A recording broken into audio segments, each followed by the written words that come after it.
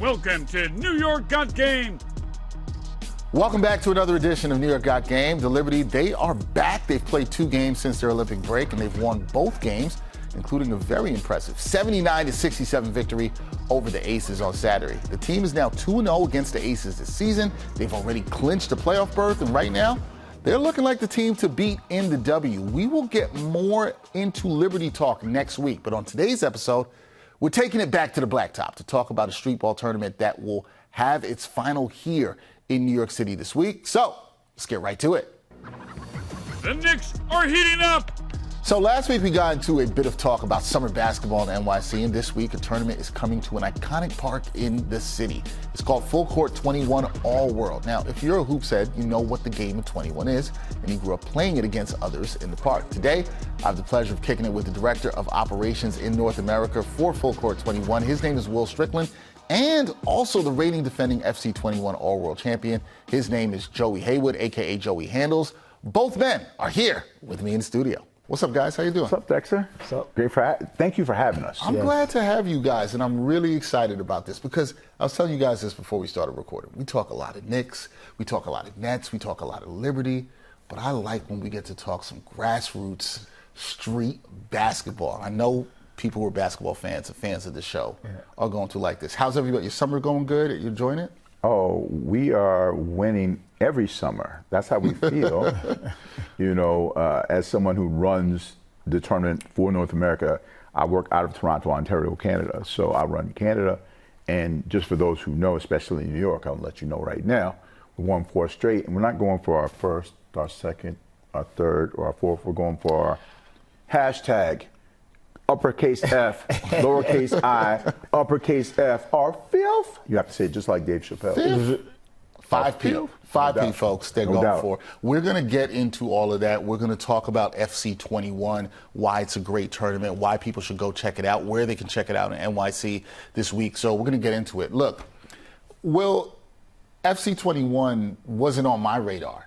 I didn't really know about this till you put me on to it last year and reached out. I know it was created by the legendary Bobito Garcia. Basketball heads, hip-hop heads know who that is. But can you give us a brief history of Full Court 21, why it was created, what inspired Bobito Garcia to develop something that is such a unique format of basketball? I'd be remiss to try to speak for Bob, but I will tell you this much, as someone who is a cultural renaissance man, who has done everything in every medium, when you think about it, from music to art to sneaker and sneaker culture and fashion, like for him to take this game and say, let's do something different. We got 1-on-1, 2-on-2, 3-on-3, 4-on-4, 5-on-5.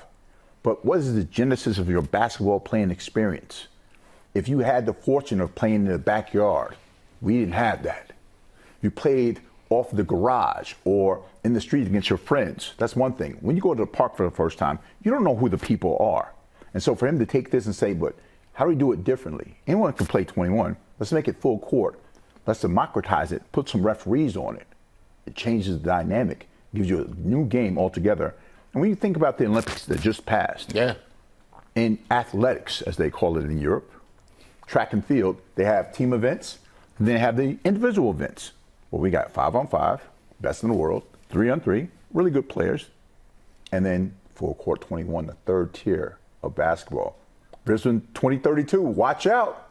Just saying. Oh, here we go. Just saying. Could be an Olympic sport. Oh, and I want to, I feel like we jumped over something here, so I just want to get back to it, right? Because you talked about what this is. And Joey, I'm going to have you do this because you're the player here. You're somebody who competes here. Yes, yeah. Somebody might be watching this and they just jumped in and they heard us talk about Full Court 21, but they may have no idea. They might say, what is 21? Now, like I said, if you're a hoops head, you know what 21 is. Yeah. But explain to people who don't know just what 21 is when you go to the park and play. Oh, 21 is, whoever's on the court. It could be 6 people, 7 people, 8 people, 10 people, right? Games to 21, and it's one on whoever's there. It could be 1 on 5, 1 on 6, 1 on 7. So that's what it's about. And it's first player to 21, right? You can go 1s and 2s. You can go 2s and 3s. And depending on where you're from, me from Vancouver, we call it American 21. We got the Canadian 21, which is you shoot wherever the ball lands, that's where you shoot. But you can't get the ball. It's the next person that's in line gets the basketball, right? So that's how it is. But American 21 is basically the same thing that, FC21 is about, right? I mean, you talked about that earlier. Yeah, In Brooklyn, they call it Utah, but you play in Harlem, it's 21. It's 21. You play in South Carolina, they call it 26. In Tennessee, it's 36. In Halifax, it's St. Mary's. But it's all the same game, same principle, just different names. Yeah, I grew up in Brooklyn. We called it Utah. We called it Utah playing, and we played by 5 points till you got up to 100. Yeah. That's how we played. I didn't even know about the Canadian rules. Yeah. So you just put me on game because I didn't even know about that. Yeah. So that's interesting. So you see, basketball is so global, so connected, and different ways you're playing the game. Yeah. Joey, for you also, because you're the reigning and defending FC21 All-World Champion. Yeah. You're one of the best street ballers of all time. What's been the key to your success in a game that's not easy when you're going up against multiple people, such a challenging format? What's been the key to your success? For me personally, I've been playing American 21, FC21 for a very long time since I was a little kid. So when I heard about the tournament, and Will was like, we should try to get in. And I was kind of busy during that time because I was traveling around and doing a lot of camps and stuff like that. When I found the opportunity, I was like, you know what? This is the same game I've been playing since I was a young kid. So I think that's how I end up winning the world the world's last year, because I'm grown up playing the game of American 21, FC21 for a very long time. So, and plus two, like I'm pretty good in conditioning. I play a lot of basketball. And I play yearly all the time with top level players, so that's also helped me with my conditioning and stuff like that to win Coco 21. And you got to get ready if you stay ready, right? Yes. You're staying ready too. Yes. The other thing for that, I think when you think about it, and I was thinking about growing up playing Utah, right, for my Brooklyn heads out there. Yeah. When you're playing 21, you're playing a 1v5 format, compared to traditional basketball. Yeah. How does that compare, and how does it help you as a basketball player? Well, the one on 5, it's tough because you're playing against 1 on 5. It's not like you're playing 1-on-1, right? You got 5 other players trying to stop you. So for me, when I'm playing, I try to pick my spots, right? I'm trying to figure out where the open gap is so I could shoot the basketball, I could drive. I try not to dribble a lot. So when I play, because why? Because I don't want to waste my energy, right? If you dribble too much, right, you're going to waste your energy, especially, when you get to the finals and stuff like that. So I try to conserve my energy, try to pick my spots if I'm going to drive or shoot the basketball. So you got to give away too many secrets on air. You got to give too many secrets. I'm just saying. That's about it. I'm just saying. That's as much as you can tell them. Yeah. But if you think about it, like when Bobito started this in 2013, in this city, it was just in New York. I watched it for 2 years. And I played in a million tournaments. I had never directed one. And so for me to go out and learn this too, it's the same thing. You're navigating double teams, you're navigating relationships on the court. Because when you're playing 2-in-1, if people are double teaming you or double team you, doing one, who's playing the defense? A guy might goad you into playing defense. You knocks the ball, you get it, you score. And you're like, wait a minute. Right. There's no teammates. Yeah. It's you against the world, no teammates. Bring your game, get busy, and of course, do work. And that's what he does every year. You are literally on an island for this, right? And the other thing that I found interesting that you said in conserving your energy in this kind of format where there's a tournament, your nickname is Joey Handles. So people are out here expecting you to dribble and bring that, but you're looking at this very strategically, and there's strategy involved in this as well too. I think for me with my name King Handles, you're right, people expect me to do some tricks and moves. That's cool and all, and I might do it here and there. But I'm taking it back into actually the organized way of playing basketball in the street game. People might take it because it's street basketball. Yes, it's street basketball playing outside, but I'm taking it backwards. I'm trying to pick my spots right away to shoot right away, like in a real 5-on-5 game, right? Playing against pros or playing against high level players, because you can't do too much because there's 4 other players that are trying to stop you. Right. And if you do too much, that's going to hurt you on the back end of what you. So the goal is, it's just like any other form of basketball. Yeah. You want to be as efficient as possible. Exactly. And that is what you're trying to do, even in this 1v5 format. Exactly. Yeah. And 2, it's only 3 fouls. That's it. You get fouled out. So you have to play. If you're going to foul, you have to have a strategy for your fouls, right? You can't just keep on fouling the guy that's, scoring baskets or it's getting downhill again to the spots. So you got to play proper defense too as well, and keep your hands away from the defender. So basically, don't tell nobody. Full court 21. Yeah. we play basketball. That's it. When you think about 21, you can foul indiscriminate when you're in the street, but because we put the fouls on it, now you really have to play basketball. And you that's talk about different. Development part of it, where you have to figure out how to navigate this double team, pull up, go to the basket. Like, what do? That's part of this. So it's a beautiful thing to watch when whether you're watching or playing it, to see someone who mastered it. And he's one of the best I've ever seen do it. Like, this guy, he had one game for the championship last year in Vancouver. He shot 4 field goals, all 3-pointers, made all his free throws. That was it. He didn't miss one shot. I've never seen it. He did that.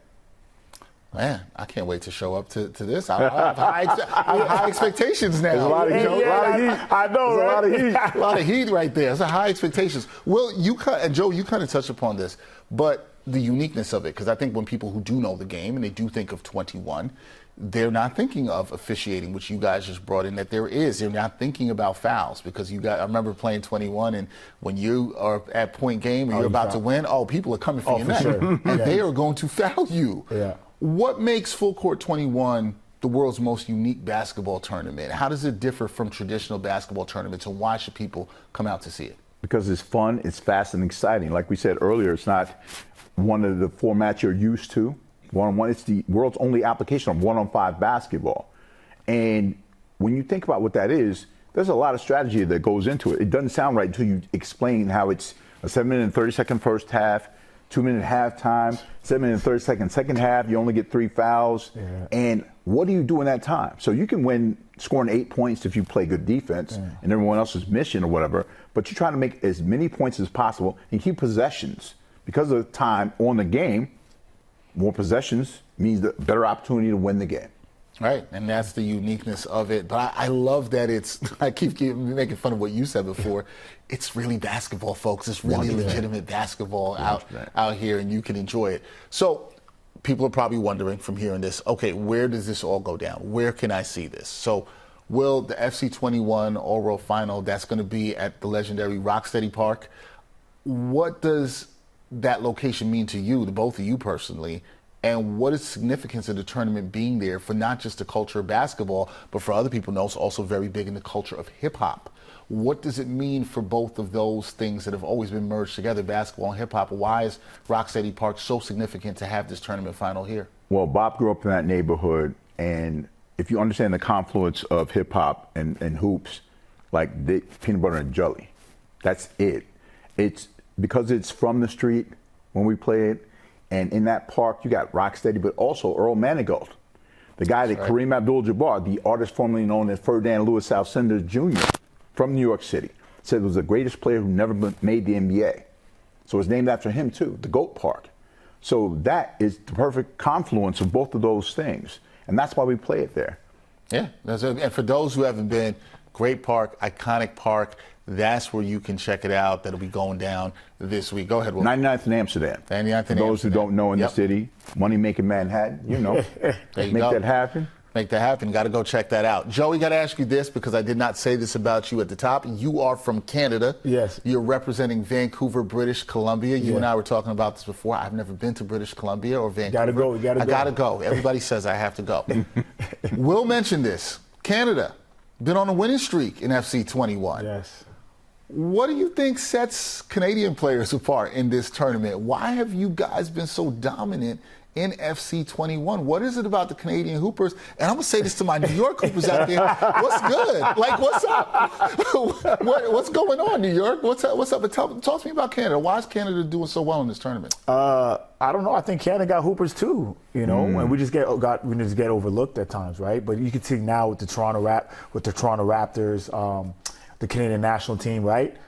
There's always been good hoopers, and now a lot of these hoopers are not just staying in Canada. Now they're going across the states and getting D1 scholarships now, right? So there's always been good hoopers, right? But now the media, these players are going down to down to the states and getting D1 offers now, right? So you're seeing guys coming in second in MVP voting.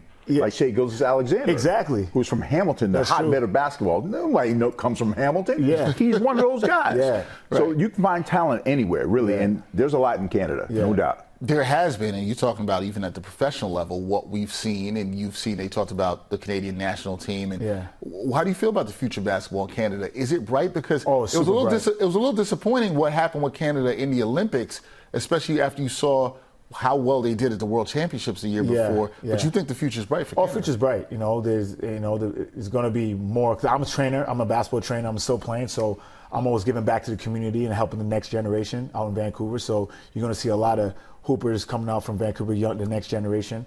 But also, the future's bright, man. The game's growing. FC21's here. So another option for players to get better and on the street too as well at a pro level. And I think the future is bright. Future is bright for Canada, especially with FC21. Definitely helps too. But New York, come on, guys, got to step in. New York has to step in. And Will, as a New Yorker, come on, listen, you get me on this. I walk in the park, they're like, you can't come back home. You're a traitor. You know, I don't care who wins it, as long as Canada don't win it. And again, you know, our belief is stronger than your doubt. We believe that we're going to win because we came to compete. Wait. Hold on a second here. I heard a couple of things there that I have to just make My personal pronouns? Yes. I said we. You said we, and I know you as a native New Yorker. Listen, so I feel like you got off the New York program. No, I am the American Canadian. I trademarked that. I will sue. You know, we come from the most litigious country in the world. We sue for everything. So I'm just saying, I'm now in Canada. I rep them, no doubt. I'm always going to be American. But, you know, these young people, and I'm older than everybody who's playing, right? But for them to invest in us as much as we've invested in them means a lot to us because we're really trying to grow this game. It's a great development game. Like you said earlier, our youngins, we do a thing called the Get Busy with the little people. You know, it's nothing crazy. We're not trying to create high-performance athletes, but the love of the game sometimes I think is missing. Everyone wants to be a professional, but this is just about the love of the game. And so for Bobbito to create something like this, where we can get back to that essence, I love it, and I'm glad to be a part of it. No, you're doing a great job of part of it. Just I want him to still represent New York. Always. Always. Well, we understand. Joey, I want to ask you this, because as a competitor, right, with this all-world final coming up on Tuesday, what's your mindset going into this final? And then how do you prepare for this? Especially as somebody, you've won this before, you're the defending reigning champion. How do you prepare for this? Because this is, just I want to be clear for the people, this is an intense competition. People are coming for this man. They are coming for you. So what's your mindset and preparation going into this? Just like any other game, I'm going to definitely have fun, you know, and just it's just a blessed opportunity to just still be able to play the game at the age of 39 years old at a high level. So, you know, but also at the same time, like, I'm just going to do what I do. That's it. And whatever the outcome is, that's what it is. I definitely want to try to win it, but if I don't, I don't, man. But I know it's going to be tough. But also, it's going to be tough for them, too. Talk to them. Well, okay, you said it's going to be tough for them, and you're still hooping out here at the age of 39 years old. I'm not calling you old, but I'm sure people out there, because we know trash talking happens. Oh, for sure, I hear it a lot. Are they calling you old handles? Now, for sure, man. I was playing a tournament back in Vancouver, and I was walking across the street. Some guy I know for years, like, hey, old man, you still playing ball? Man. I'm like, man. Life comes at you fast. So, wait, what does it feel like the first time they call you Unc or OG on the court? So, I was just having a conversation about this with somebody. Nobody has yet to call me, just in life, not in around basketball. Nobody's called me Unc yet, but I will feel some kind of way when you do. That's all I'm saying. I might feel some kind of way if you do. But accept it, though. Embrace it. Embrace it. But see, Joey's embracing it. He's just said they have to worry about what he has for them, too. I like that energy. I think that's fine. All right, I want to talk to you guys about some hoops outside of FC21, because we were doing this anyway. We both just saw, all of us, we saw Team USA capture gold at the Olympics, okay?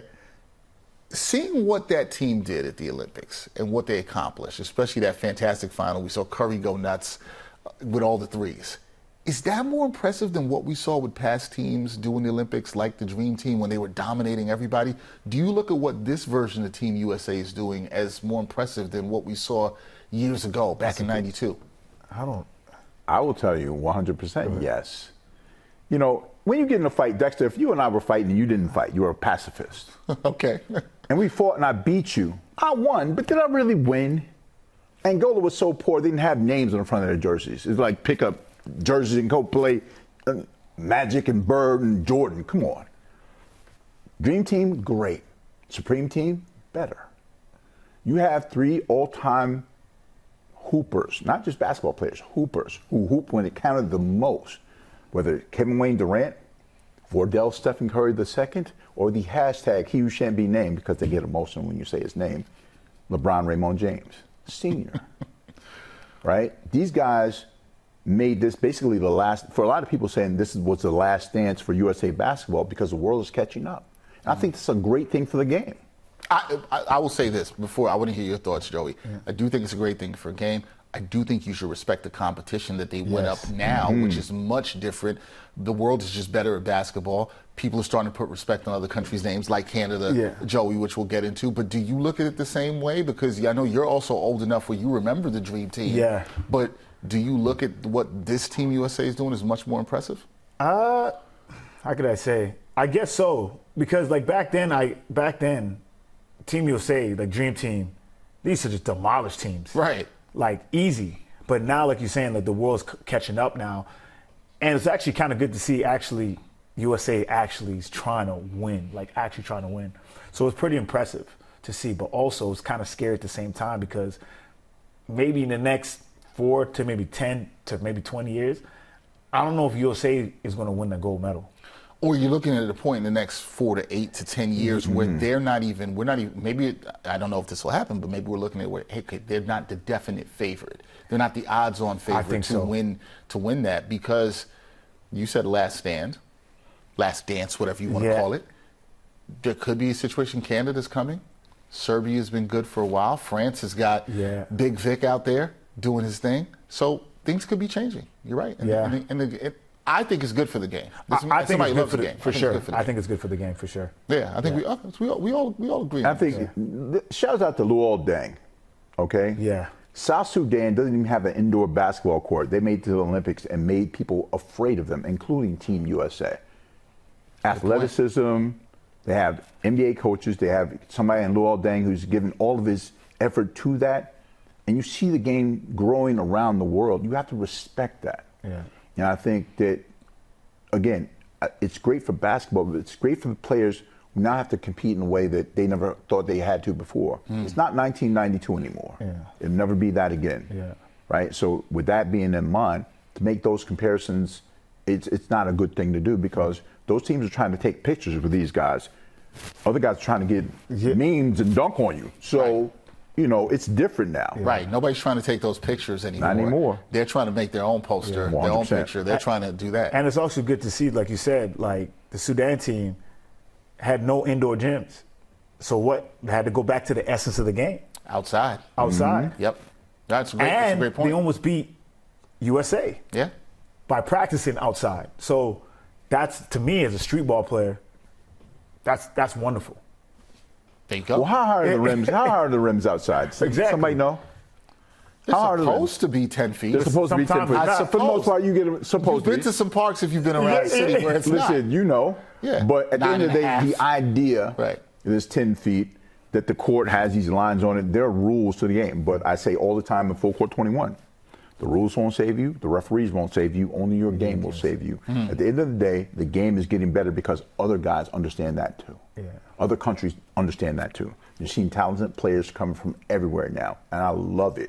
Yeah, I love it. As somebody who loves basketball, and I know both of you do too, I love that too. I love seeing the game grow and it coming from different places. Now, Will, I got to ask you this, because even though you were using the word we before and you were not embracing your New York roots, I got to ask you about what you think about what the Knicks did this offseason, because you and I have talked some Knicks hoops before off to the side. When you look at the Knicks this year, do you think they should be viewed as contenders in 2025? Fringe contenders, and I'll tell you why. It's a guy who nobody considered because chemistry is a fickle mistress, okay?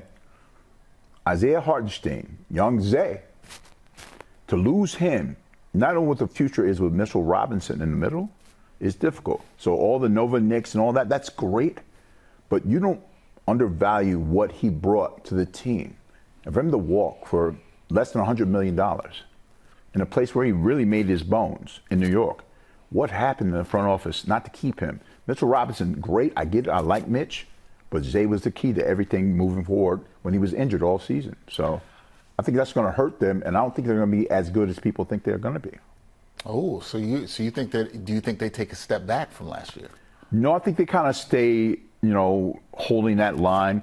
Jalen Brunson's going to be back, but the health of this team, you can't play these guys. Josh Hart, 45 minutes, you can't do that. They have more depth. So they have more. I'm not to cut you off. They have a little more depth. So I don't 100%. think they should play, but if they have to, I think that would be a concern. I do want to say to what you said.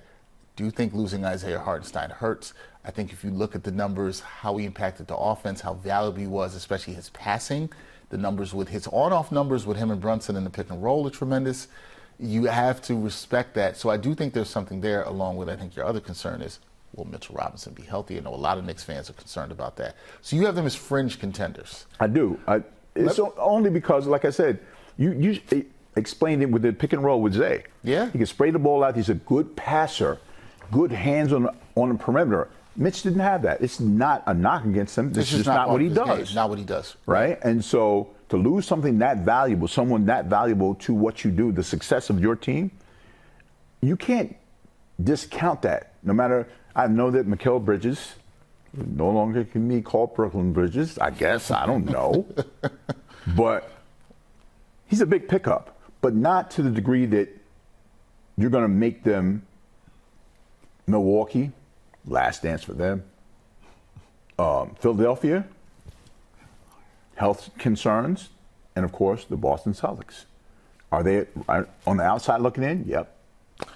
What do you think they need? This is one follow-up I have for you for that, and then we'll move on. What do you think they need to do to get out of that fringe contender status into a place where you're like, okay, stamp, bona fide contender? If they could find an asset, from an asset management standpoint, that Jericho Sims can beat Mitchell Robinson on the cheap. If you can move Mitchell Robinson and get someone like Isaiah Hartenstein, who will know his role and understand what he does, to set screens, roll hard to the basket, make good passes, play defense. I don't know where you can find that. Nurkic, maybe? I don't know. In Phoenix? I don't know. I haven't thought about who that could be, but I'm saying, like, someone like that who has that ability, it's not easy to find, which is crazy to say for a guy who barely played in Houston. It's a good point, but that also speaks to what you're saying about how impactful he was to the Knicks. All right, Knicks talk. You got your New York card back. We gave you Thank you, sir. we gave him again. This is for both of you. Last thing, guys. What are your thoughts about the future of FC21? Because the both of you have been a part of this for quite some time. You as a player, you as running the whole thing. Do you see it expanding to even more cities and countries? Because you talked about the game being global. And the other part I would ask you guys is, how do you think grassroots tournaments like this, like FC21, contribute to the overall growth of basketball worldwide? I think for FC21, it's going to grow. It's going to grow, especially like, myself, pretty big on social media and me playing it. People see, oh man, King House is playing in it. Manny, all these other guys are playing. Demi Sosa playing in it, right? Guys that are really known in the community are playing in it and well known. I think it's going to catch on. It just is a matter of time. It's just a matter of time, and it's been growing so beautifully. Yeah. For you, Will, as somebody who's been so involved in running this, right? It's a different view in a way from Joey as a player. But for you, you talked so much about liking the growth of this game. You just talked about South Sudan. You just talked about the Olympics and all of that. FC21, you see this really being a part of the growth of the game going for globally, as I'm talking about. 100%. And also, let's not forget our women who play this game and are part of what we're doing as we build. I think it's important to understand that was always the goal. Ladies who hoop right here in New York City do a great job of making sure that women have safe spaces to play, right? And we want to be better allies to women in these sports, or in these spaces as well.